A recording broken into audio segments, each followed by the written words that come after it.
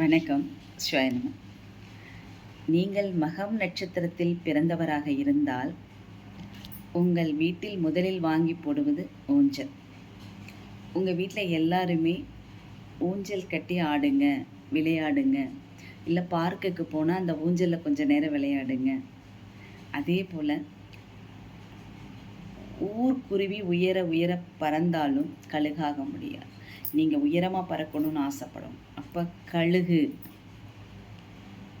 கழுகு தன்னை தானே தன் உடம்பில் உள்ள ரோமங்களை எல்லாம் பித்தெறிந்து உணவு அருந்தாமல் மறு உயிர் பிழைத்து வரக்கூடியது. அப்படி இருக்கிற இந்த நட்சத்திரம் பீனிக்ஸ் பறவைன்னு சொல்லலாம். மகம் நட்சத்திரக்காரங்க. மகத்தில் பிறந்தவர்கள் ஜெகத்தில் ஆழ்வார்கள். மகம்தாங்க. மகம் ரொம்ப பொறுமைசாலி. அதே சமயம் நேர் ஆப்போசிட்.